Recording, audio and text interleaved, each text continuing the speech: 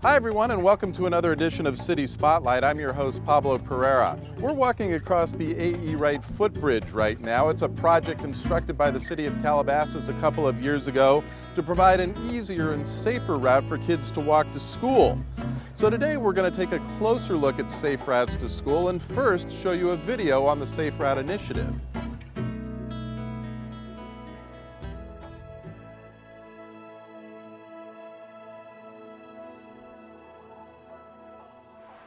Communities today struggle with roads congested with traffic, environments damaged by vehicle emissions, and children becoming inactive and overweight.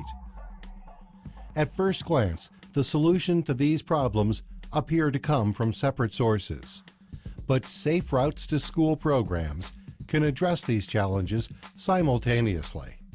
Safe Routes to School programs are sustained efforts led by a community or school with a common goal: to create and foster safe, inviting, and fun ways for children to walk and bike to school. Today, more than ever, there is a need to provide options that allow children to walk and bicycle to school safely. Not long ago, children routinely moved around their neighborhoods on foot or by bike, and that was often how they traveled to and from school. Distance is a primary barrier to kids being able to walk and bike to school. Schools are built to accommodate more students, and fewer are located in the center of a community, but farther away from neighborhoods where families could walk or bike. Personal safety is also a concern. Fears of crime have kept some parents from allowing their child to walk or bike to school, while the perceptions of types of crimes occurring is much higher than the actual chance that it will.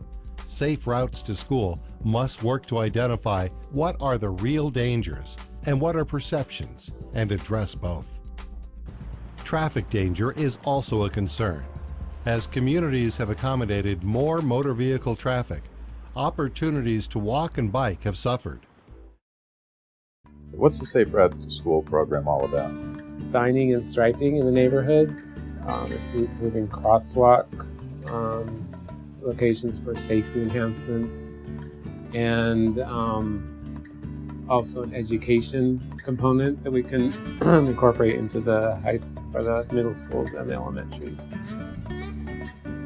All right, Mark, we're outside of Calabasas High School along Old Topanga or Valmar, just depending on the distinction of what we like to call it. One of the areas that's always been problematic around schools for kids maybe walking to school in safety has been this exit coming right out of the school. You've made some improvements here. Why don't we take a walk and you show us what you've done?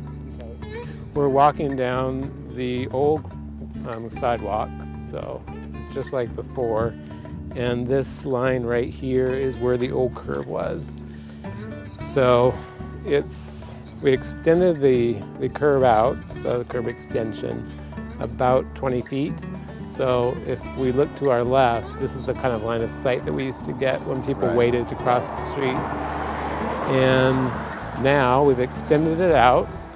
So that used to be where people would run into traffic or run out into traffic. Well, we had sort of a right turn lane. It wasn't very well defined, so we got rid of that. So we defined the street better. This is now a through right turn lane. Okay, so we've shortened the distance to get across the street. What else have we done? So far, well, besides landscape improvements that we're going to be putting in all the extended areas, we're going to be putting in-road pavement flashing crosswalk, which is pedestrian button push activated. So a pedestrian comes, pushes the activator, lights will flash in the pavement to warn drivers of the upcoming crosswalk. So traffic congestion is one area that would be alleviated by more kids walking to school. What are the other benefits to having students walk to school? Definitely health benefits. It's one of the good exercise to walk to school. And that's what we're trying to promote with our Safe Routes to School program. We include the infrastructure improvements so it's safer and more convenient for children to walk to school, as well as educational program. We would like to show them to teach kids how to read traffic signs, how to feel comfortable when they cross the street, when they walk along the along the street. So one of the other big problems besides where we were over on Valmar is certainly here on Mulholland. It's a major highway, really. And Right. you've done some things here to improve walking to school, made it safer. What did you do here? Well, specifically, Mulholland is even wider than Old Topanga. So Right. we had a very long crossing distance. So we added curb extensions on both sides and again took out a total of about 20 feet of crossing distance. So the pedestrians are exposed less to traffic by 20 feet. We improved the line of sight again for traffic in both directions, actually. And we're adding flasher, in-road pavement Now, flashers. you did have flashers in here. What do you mean you're adding? Well, we took these out about 4 or 5 years ago because of maintenance issues. They were just an old technology, and they just never. It was too costly to keep them up. So we took them out, and we added the advanced flashing beacons, which Yeah. we are putting in at the other location. And now we're going to put newer, better in-road flashers in. I got it.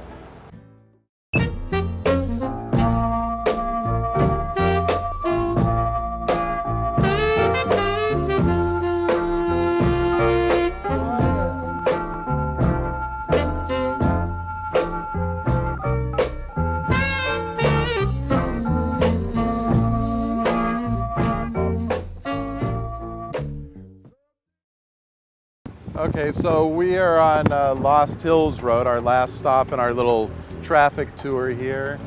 And the footbridge, new footbridge is over there. And what are you doing here now? Here again, we're doing curb extensions, so you can see the saw cut line in the asphalt. We'll extend the curb out to here. And again, on the other side, a bulb out at that intersection. So we're shortening the crossing distance and the pedestrians' exposure to traffic.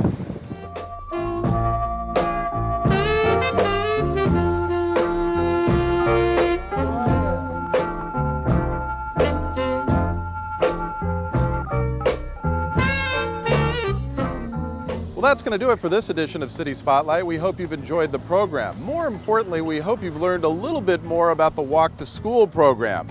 Not only does it help prevent congestion in front of the schools, but it's also good for your kids' health and it's good for the environment as well.